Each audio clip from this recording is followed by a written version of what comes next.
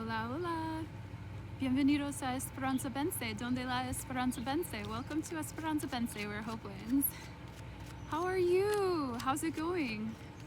I don't know if you can see, there's a lake in the background. This is the lake of my life. This is Lake Delavan, and I am at the Lake Lawn Resort in Delavan, Wisconsin.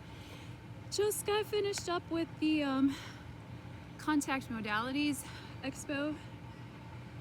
Still have my tickets in my pocket. Contact Modalities Expo.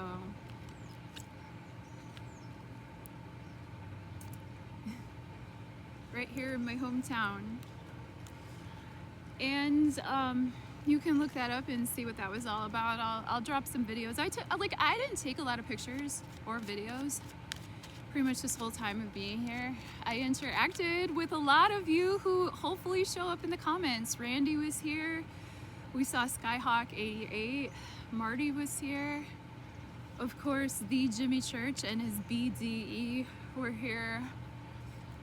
Sarah Bruxman Cosme just did her closing session, and Mel and so many people. Jim Vieira was one of my favorite presentations. Oh, the Bledsoe family's here. Chris Bledsoe. They're on their way to go do a Skywatch. But I was like driving out, and then it occurred to me, I'm like, oh my gosh, I got to do my Quick Hits Tarot video for Monday. And I thought, well, I might as well do it here outside. It's so pretty. And shuffle up the cards, see if we get any jumpers. I got a, what's it called? Dumpster Fire Oracle deck. Jimmy brought it here, and I took some videos on a different device. So I'll upload those too, so you can see what that Dumpster Fire Oracle deck looks like. Oh, we got our jumper. Eight of Cups reversed. Eight of Cups reversed. So you might be ready to walk away from some emotional situations. You might be ready to walk away from some habits that you know don't work for you anymore, but it's tough. It's a tough go. It's tough to lean into your intuition. It's tough to lean into that moon, because the moon is not clear. The moon is not obvious. The moon only reflects like our solar self. So when we're dealing with the moon energy, it can be hard to want to lean into that. I went through that all this weekend. Like, I'm a pretty, for as out there as I can be, I'm also very skeptical and very like, I believe half of what I read and even less of what I hear, you know? I connect dots, but only after a lot. Like, it takes a lot for me to connect a dot, you know what I mean? Like, I don't believe that everything that, you know, I mean, I suppose I believe that everything is supernatural, but I don't think anything I do is special or unique, or you know what I mean? So it's been hard for me to like let go of my controlling nature, my control to want to stay like so physical and so like I have a Taurus moon. So I don't know if you want to learn more about what moon you're working with or what your astrology is and how to create with the gifts that you've been given, why don't you book a personal session and we can look further into that together. It is my love. I love exchanging energy in that way. It is like actually super energizing to me to have those sessions with you. So it supports me, it supports the channel, it supports my as Randy would put it, my heart song. So I always really appreciate when I open up my email and I see one of you there and you want to have a session. That's so wonderful. Eight of Cups reversed is wanting to walk away from certain habits, wanting to walk away from certain emotional situations that no longer work for you, but it's difficult. It's hard, you know? Keep running into the same old story, right? Cups in the tarot represent our emotions. Water, our capacity to give and receive emotionally, our capacity to hold emotion even, or to hold emotional space for other people. You know? Sometimes we're done, but it's hard to walk away. Okay? So this is going to be the flavor that is all over our reading today. That's For those of you who haven't been here before, welcome to Esperanza Tarot. Every Monday through Friday, 6 a.m. I pull a Quick Hits Tarot where we just sort of use these images to trigger our own intuition, and then like throughout the day maybe we see some symbology come through, and since our intuition has already been triggered this morning, then we can start to see these symbols throughout the day and connect the dots in the ways that you connect the dots, right? Or that I do, or that we do together, right? So once a card jumps out, it becomes the flavor for the actual reading that we're going to do. So it's like the salt, the pepper, the sugar, the spice that lends itself. And I pull a 3-card, I call it Quick Hits Tarot. And if you want a full session, a full 10-card Celtic Cross reading, we can do that too. I do those every new and full moon, which reminds me, I still have to upload that video too. I was busy at this conference this weekend, and I just drove like halfway across the country a couple of days ago too, so I haven't really had a chance to like catch up with my work. But that's okay, because I work for myself, so I'm the only boss that's gonna yell at me for that, right?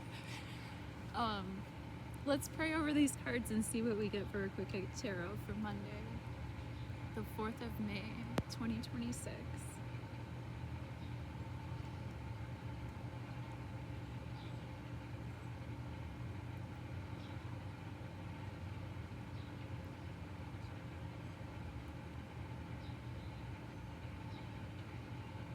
Okay, thank you. Thank you for fine-tuning your free will and intuition with me. Let's see. We have near past, present tense, near future. I'm playing with the Greer Tarot today, which I love very much. Those of you who have been on this channel for a while know that I lost or it vanished into thin air, like my working deck, like the deck that I use every single day. And Jimmy Church told me actually that all I have to do is ask the fairies nicely and they should probably return it. I left them like little snacks, little offerings. Maybe I didn't ask nicely enough. Maybe I left them salty snacks and they wanted something sweet, but fairies, please return my tarot deck. I'd appreciate it. It was my favorite working deck, but it's been nice to work with these other favorites too. So it's cool. You know, if the fairies need to do tarot readings, like, it's cool. All right, near past, Judgment, present tense, Knight of Wands, and the near future, 7 of Wands reversed. Okay, so we got fire energy, which makes complete sense because we're dealing with fire in the world right now. We just had that full moon in Scorpio on Friday. Be sure to check out the live stream that Raffi and I did over the astrology of that full moon. We got into a very deep, long conversation about the ins and outs of those astrological aspects, but we also kind of got into, Raffi's a really good mundane astrologer, and he has a real knack for being able to see. Like, he's really good at seeing. So I really encourage you to check out that video. And if you want to leave a timestamp in the comments about what parts of that video struck you, I should probably do that, but I don't have time to right now because I got to catch up on my sleep and my work. Judgment in the near past. The Judgment card in tarot is having faith that we can resurrect the dead that's inside of us, that is either unhealthy, gangrenous, something that needed to die, something that needed to be let go before the rebirth process. So this is like kind of a spiritual awakening, you know, especially since I'm reading in general. And sometimes I do feel like I'm reading for us too, though, because there's so few of us watching these videos that sometimes I do feel like it's personal. This resurrection energy, it can be reminding us of things that have happened in the past, or even things that have happened. Like, I just did a group past life regression, and things came up from my spirit from the past to like remind me what maybe could have happened a long time ago. Stuff that I might still be dealing with, stuff that I might still be like clenching myself around the corner for no apparent reason. You know, and just because it's not for an apparent reason doesn't mean it's not for a good reason, right? So with the Judgment card, oh my gosh, and look at this. That cross reminds me of the symbology that I've been seeing all weekend here, especially like with Scott Wolter's work around the Knights Templar. And this red cross came up in the session that I just did. She did like a presentation first before like doing the hypnosis part. And in her presentation, like she had a few slides that had this symbol in it too. The flaming trumpet, right? On Judgment Day. But look at the family. They're rising together. They're happy to be together. And they're the spirit family that rises together, right? So that's the feeling that comes when we're able to let go of always having to be in the physical, you know. And also this is a card of having to, like, sometimes I don't want to feel emotions, like certain emotions like pain or suffering or loneliness or rejection. And when you're not able to walk away and leave your bad loops behind, it can be tough to ascend, right? It can be tough to let your spirit rise, right, from the physical. Judgment can also just mean straight up, like, I mean, in the most like literal sense, it could be feeling judged, or that you're judging, or feeling a sense of judgment, whether that's good or bad. Maybe the ask is to allow ourselves to just feel into what's going on without judgment. These are just ideas I'm throwing out. What do you see? What do you see in that image, and what does it mean to you today? That's what it means to me today. How about you? If you want to let me know, I'd love to hear about it. So we have Judgment in the near past. We have Knight of Wands in the present tense. Sexy, sassy energy. Gotta love a good Knight of Wands. Knight of Wands is passionate, creative. They're able to take their fire, which, by the way, when I was just in that session, I happened to find a lighter right underneath my seat. So speaking of finding the fire that we need, and I needed to light a joint yesterday, and all I had was matches. So see, I'm manifesting, you guys. I'm a pro. Peace on earth. Like, I'm here for it. But no, but the fire energy with the Knight of, that's youthful, that's fiery energy, that's an ability to be in your own body and express yourself in a sassy, spicy way and be cool with it. And I also had a really heavy conversation today that I was not expecting at all, but it was with another reader. She's awesome. Her name is Laura Muchmore. You should look her up. But we're homies, like, we're friends, and we both worked at this conference last year, and then we both came to the conference this year just to like learn and enjoy and everything like that.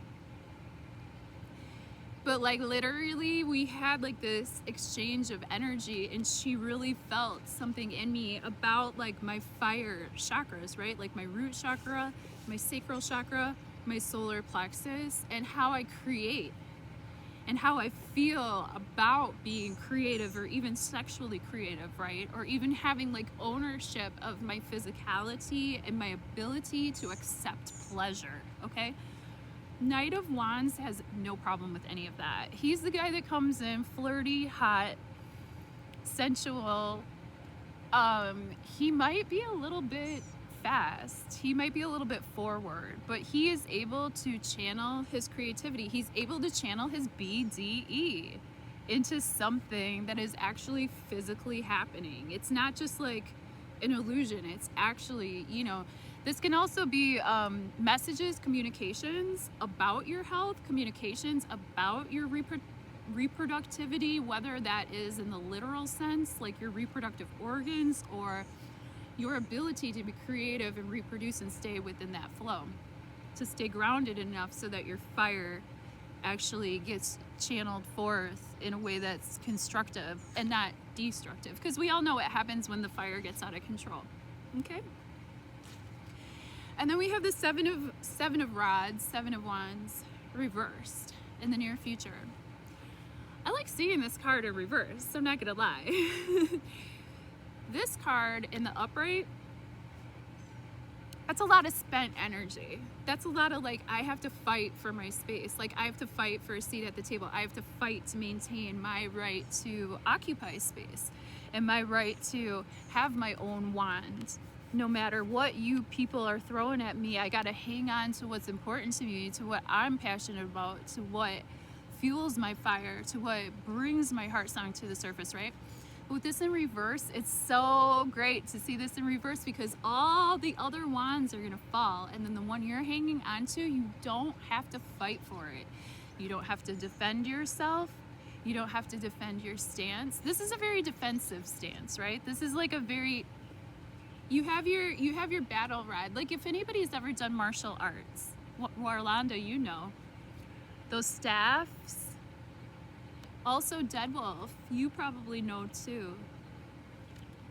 When you play fight with the staffs, like, so you go from the Five of Wands where they're play fighting with the staff, right?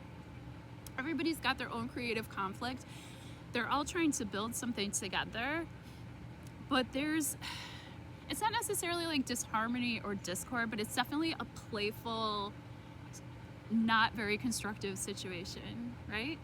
Then you get to the Six of Wands, where somebody has gone out into the battle with their own personal wand and come back, and they're achieving victory. The people in the town are supporting their passions. The people in the town are like supporting what this person's doing. They're lifting this person up. They're giving them the laurel wreath. They're putting them on a pedestal, almost like they're a hero for having followed their passion, for having hung on to that wand.